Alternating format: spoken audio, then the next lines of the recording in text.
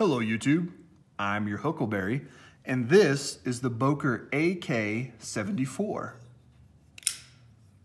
Automatic, as you saw there. And this is actually a Blade HQ exclusive version that they called the Black Widow, where you got the red blade, red hardware, black aluminum handles here. And so let's get into some specifications, shall we? We have a 7.6 inch overall length with a 3.25 inch blade length. We have a 0.12 inch blade thickness. Now, of course, this right here is not 1.2 inches. This is a dagger style blade. And so it's been ground down on both sides there. Of course, this is unsharpened because otherwise that would be a very dangerous knife that you couldn't close. That's unsharpened. But the 0.12 comes from right there in the middle, which is the fattest point of the blade right there. The thickest point of the blade is right there in the middle. So that's where they're getting the 1.2 inch measurement, or the 0.12 inch measurement from, is right there in the middle because that's the thickest part there. This is an AUS 8 blade, as you can see there. And as I said, it is a dagger grind, which is flat ground on both sides there. And it has a red paint finish. And the reason that I say it's red paint is because they don't specify what this is. They don't say if it's DLC. I don't think it's DLC. They don't say if it's PVD or Cerakote. I don't think it's Cerakote either. So it might be PVD, but I'm not 100% sure on that. So that's why I'm just calling it red paint because I don't know what it is otherwise. So that's just what I'm going to go for and call it. We have black aluminum scales here, handles. It is a plunge lock, of course, with it being automatic, and it is right hand tip up only. And let's get a weight going here. Let's grab the handy dandy scale and get a weight going. There we go. And we're looking at about 3.7 ounces. So not a bad weight. Pretty good weight there. Not too heavy for a 3 1/4 inch blade. And let's get some size comparisons. So here it is against a standard large griptilian, Benchmade large griptilian. And it compares pretty favorably to that. As you can see, they're very similar in size there when we got those lined up. Very similar size, with the Benchmade just being slightly longer in blade length. Let's look at it against the Copper Mini Natrix from Kershaw. And as you can see there, it is substantially larger, longer blade. Let's get the blades lined up, kind of right there at the pivot. And not as much as I thought, but it's still a bit longer, and a bit longer in overall length. And let's look at it against a Spyderco Endura. And of course, the Endura being a large larger knife, it definitely has a longer blade there by a good little bit. And again, let's line it up here kind of at the pivot. Yeah, and so a bit longer there and a bit longer overall, of course. And finally, let's look at it against a Ontario Rat Model 2. And again, overall, this is going to be a little bit bigger there. Okay. And so let's get into some of the positives and negatives, pros and cons, pluses and minuses of this guy here. And so to start out with, it comes in at, on Blade HQ, this version costs $42.95, which is a good price for an automatic, not bad at all. And so this is kind of a, when somebody asks me, you know, I'm looking to get into auto knives, what should, and I don't want to break the bank, what should I look for? What should I look at? I usually point them towards the AK-74 here from Boker, because one, it's got a good action. It fires hard. You know, you can hear that thwack. It's got a good thwack to it. It fires hard. It's got a good action on it, so you get a good feel for what an automatic is. It comes in at a good price, as I said, at $42.95 for this version. And there's just a lot of options. There's a ton of options. There's all different handle colors, all different blade shapes, blade materials, blade steels, blade finishes. There's just all different kinds of options. I mean, this comes in a Tanto, a Bowie, a reverse Tanto, Warncliffe, just all kinds, and all kinds of blade steels too. I believe I've seen a D2 version at some point. There's Damascus. There is, what am I thinking of? Oh, the CTS XHP. It has that as well. Of course, those are going to be, prices are going to vary on a lot of those, on the different steels. There's all different colors of scales of handle materials here. I've seen green, white, red, brown, just all different kinds. So there's a lot of options, and you're probably going to be able to find a combination of blade style, blade steel, and handle color here that's going to work for you. And so that's also why I suggest this, because it's at a decent price and you can find something that works for you. Moving on to some of the other positives here, it does have a deep carry clip, which I like quite a bit. As you can see, it goes all the way down. That's going to bury in your pocket there. It's got good retention, good strong clip. It's going to bury down into your pocket to where you're really not going to be able to see it at all. You're just going to be able to see that clip. And now with this one being bright red, people are going to notice that. But a lot of them, are black or stainless steel that are less noticeable. But this particular version is red and is going to stand out. It's got good ergos, good ergonomics. For my hands, I have extra large. I wear a size extra large glove, so I have very large hands. And so it fits my hands really well. I get a full 4-finger grip.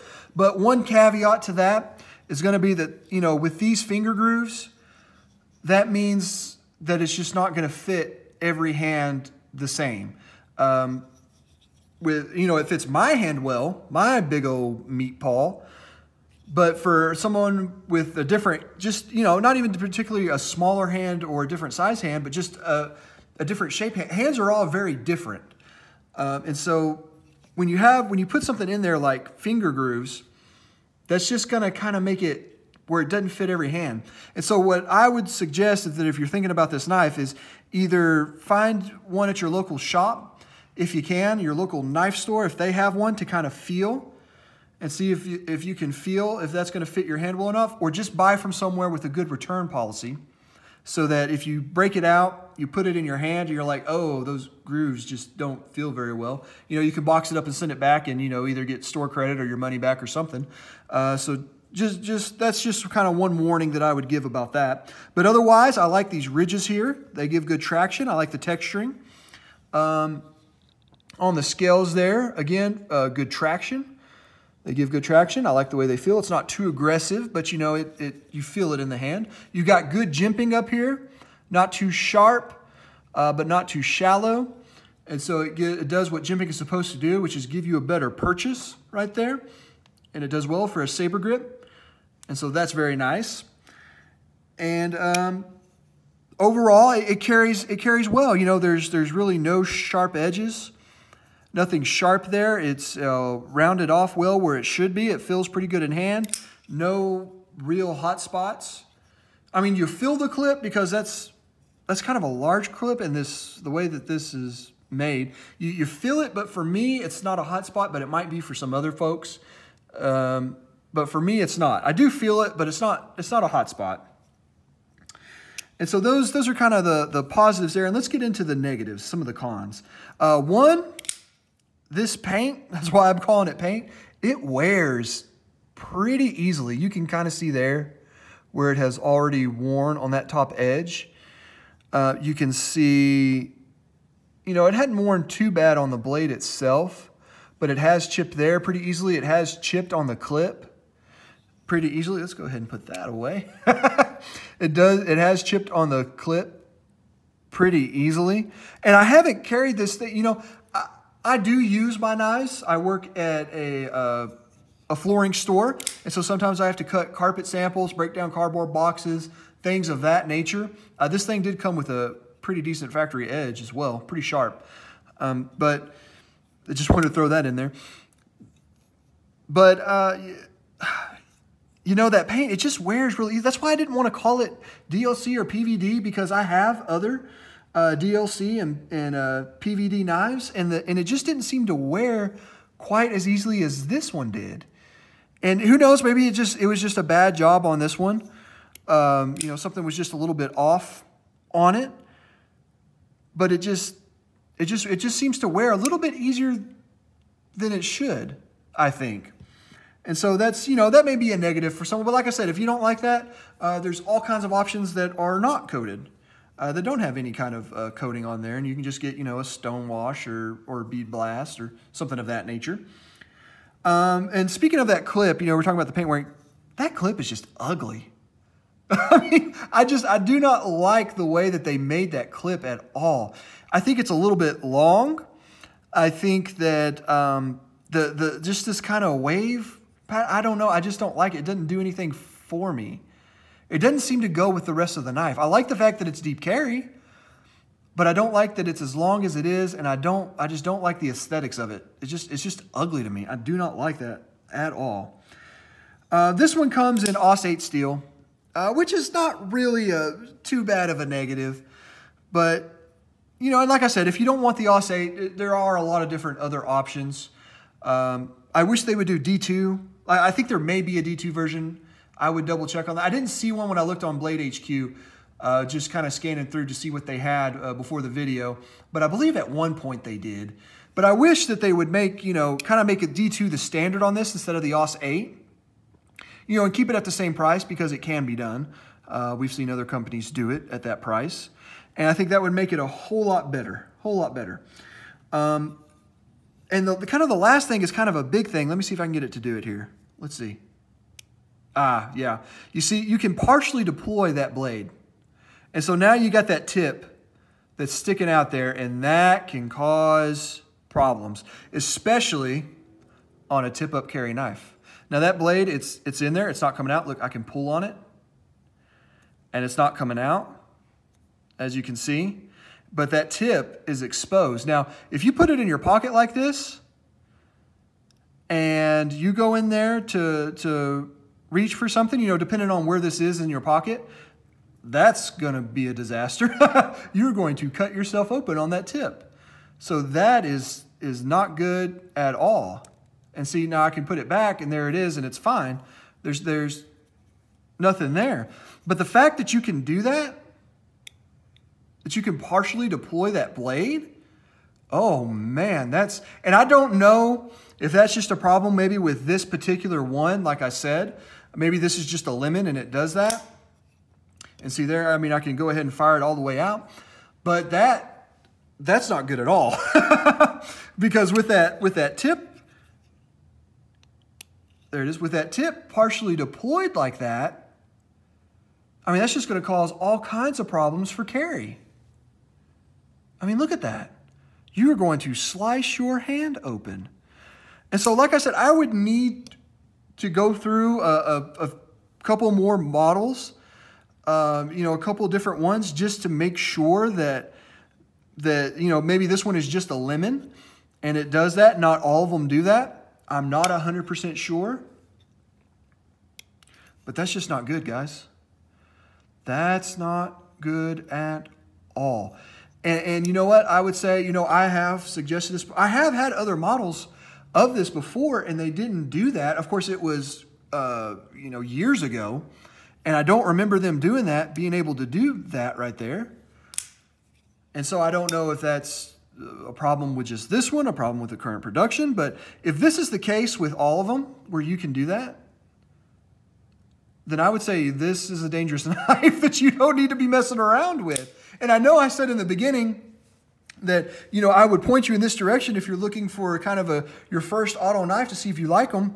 But, you know, it's with the caveat of not if they do that. And look, it's not like it's easy to to, because I mean, I could put it down here and I can press around, and you can't really make it deploy like that. And so, you know, it's recessed properly to where, you know, you got to get your thumb in there to deploy it.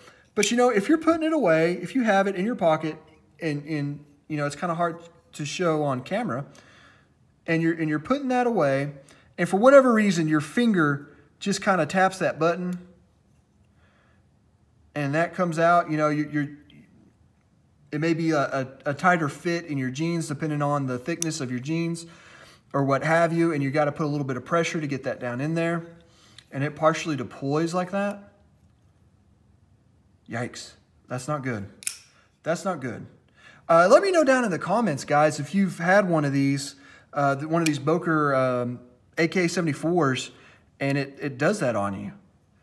Because if that's the case with, you know, the majority of them, and this is not just a lemon, then yeah, I would say don't buy this knife. Don't buy this knife, because that's not good at all. That's not good at all. And you see, I can, you know, it doesn't take a ton of pressure to do that. And so that's not great. And so, you know, my final conclusion would be, this is a good entry-level auto for those who want to see if they like automatics or not. This is a good one to try it out on, as long as, you know, the majority of them don't do that. If they do that, then I would say stay away, don't buy. You don't need it. Because just the potential for that, the potential there is just disaster on that, you know, slicing your hand wide open. So that'll do it for this one, guys. If you enjoyed this review, give me a thumbs up. If you hated this review, feel free to give me a thumbs down. That's okay too. But let me know in the comments why you gave me that thumbs down, why you didn't like the video. And I enjoy, or if you have just any other questions or comments, encouraging words, constructive criticism, leave that all down in the comments below. I love reading that and getting back and chatting with people. And so I'll be happy to do that. And no matter what you do, go ahead and subscribe. Hit that subscribe and hit that little bell to get notified whenever I put out a new video. And because I'm sure I got a lot of stuff coming up, a lot of different knives. I also have some gear coming up. I have some pins, some multi-tools, some different things that I use every day that I want to put out there for and give my take on, give you a review of. And so I'm sure I'll have something that's interesting to you coming up. All right, guys, that's going to do it for this one. Thank you for watching, and I will see you on the next one. Goodbye.